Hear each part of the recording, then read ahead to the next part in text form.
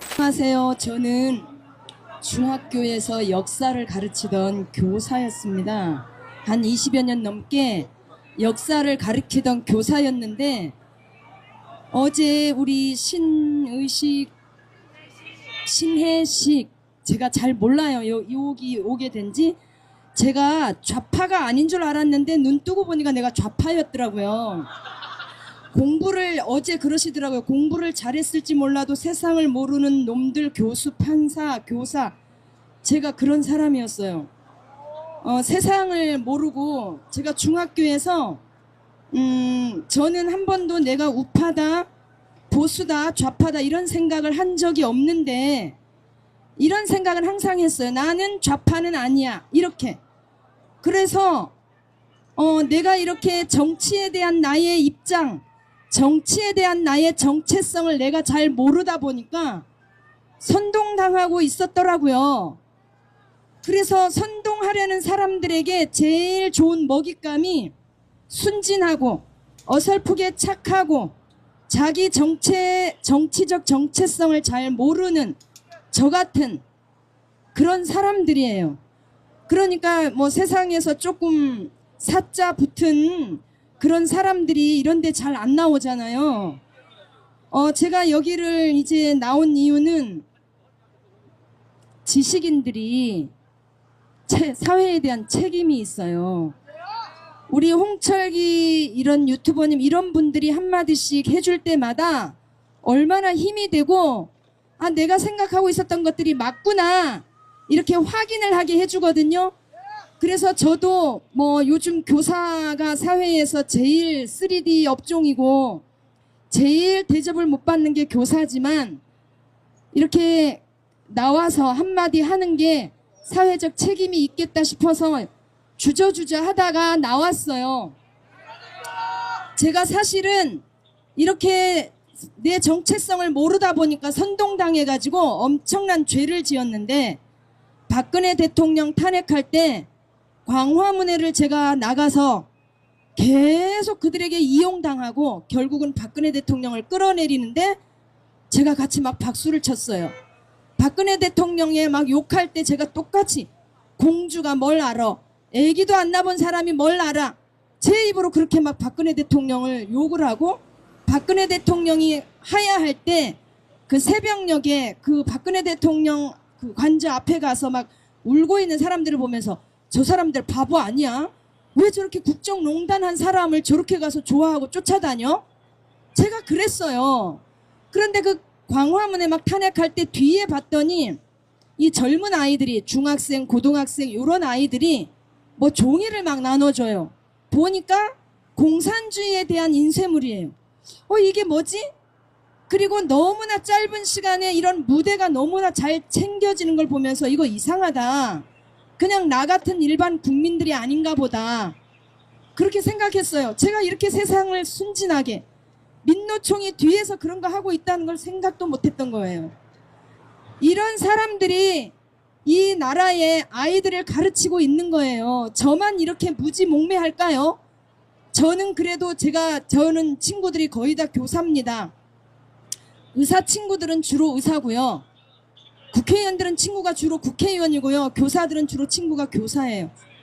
저처럼 그래도 그나마 정치에 관심 갖고 이런 자리에 나온 사람은 잘 없어요. 그러니까 저보다 더 모르겠죠.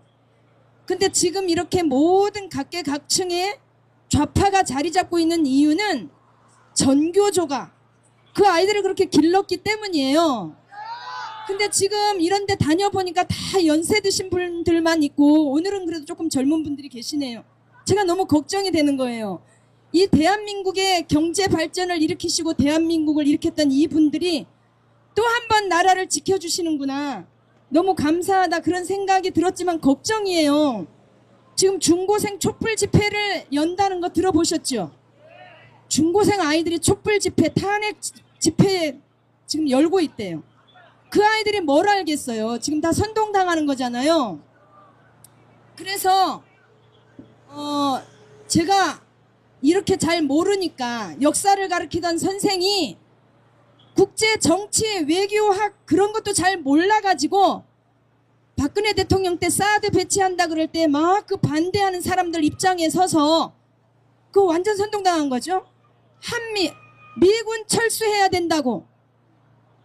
아니 한미 동맹이 얼마나 중요한지를 이 국제 정치에 대한 이런 걸 잘 모르니까 이렇게 모르는 사람들이 선생이란 이름으로 앞에 서서 아이들을 가르치고 있으니까 이 아이들이 다 각계각층에 나가서 이렇게 대한민국을 망치는 일에 앞장서고 있는 거예요.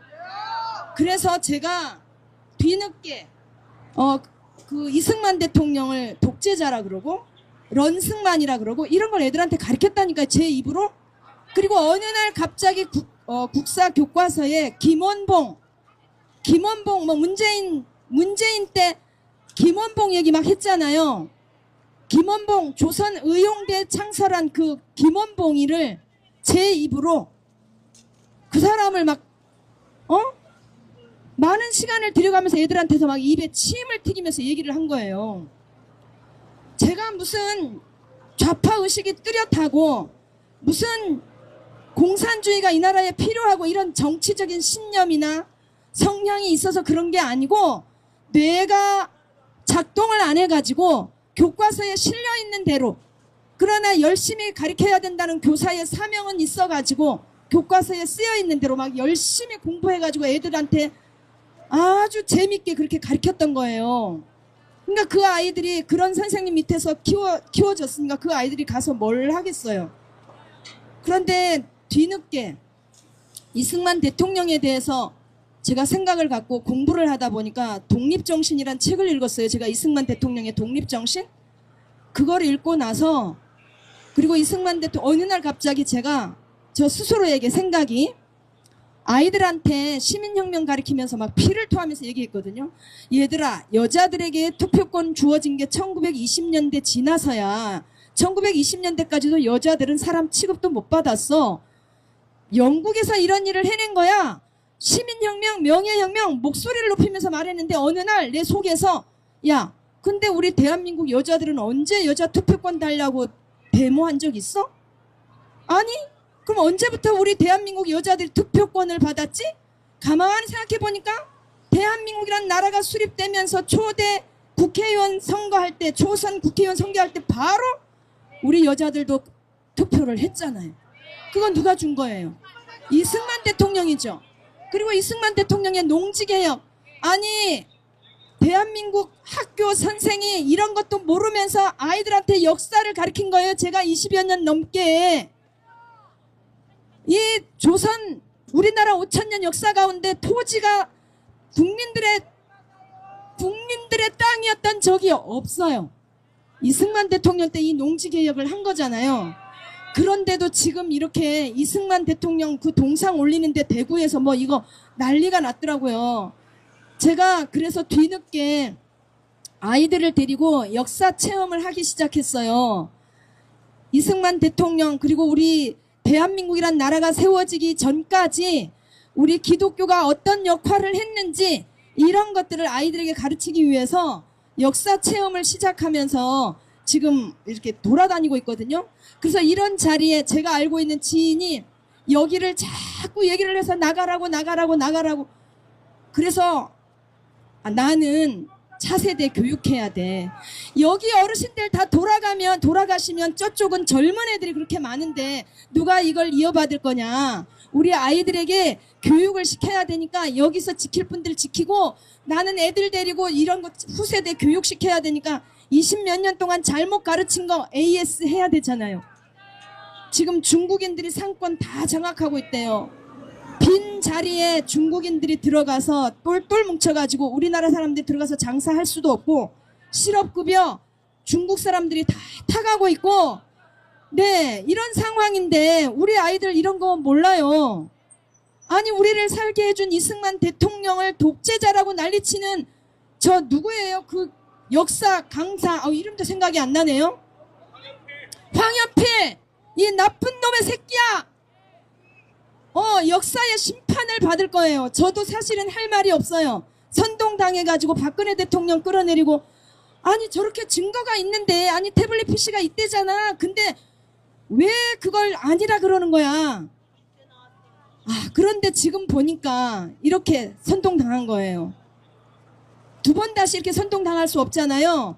그래서 이렇게 다행히 우리 박근혜 대통령 일을 계기로 우파들이 정신을 차리고 돌아오고 있는데 우리 젊은 부모들이 많이 돌아와야 될 거라고 생각을 합니다. 그래서 저도 제가 서 있는 자리에서 작지만 우리 다음 세대 교육하는 일, 그리고 그 뒤에 있는 부모님들을 교육하는 일에 힘을 쓰려고 합니다. 이렇게 여기 나와서 고생하시는 분들에게 힘이 되게 하려고 제가 여기 앞에 서서 주제 넘게 한마디 했습니다.